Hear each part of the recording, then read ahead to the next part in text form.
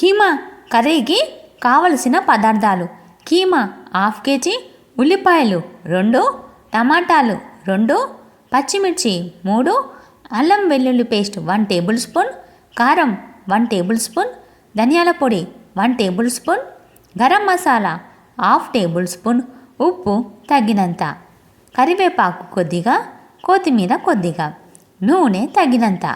తయారీ విధానం: ముందుగా కీమాను బాగా కడిగి అందులో కొద్దిగా పసుపు, ఉప్పు వేసి 10 నిమిషాలు ఉంచండి. కడాయిలో నూనె వేసి అందులో కరివేపాకు, పచ్చిమిర్చి, ఉల్లిపాయలు వేసి బంగారు రంగు వచ్చేంత వరకు వేయించండి. అల్లం వెల్లుల్లి పేస్ట్ వేసి పచ్చివాసన పోయేంత వరకు కలపండి. అందులో టమాటాలు వేసి మెత్తగా అయ్యేంత వరకు ఉడికించండి.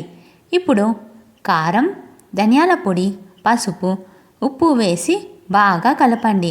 అందులో కీమా కూడా వేసి 10 నుండి 15 నిమిషాలు తక్కువ మంటపై ఉడికించండి.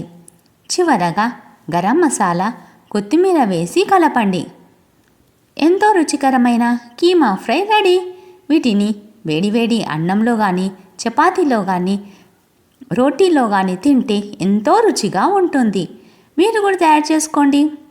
ఈ రెసిపీ కనుక మీకు నచ్చినట్లయితే లైక్ చేయండి, షేర్ చేయండి, కామెంట్ చేయండి, సబ్స్క్రైబ్ చేయడం మర్చిపోకండి. బాయ్.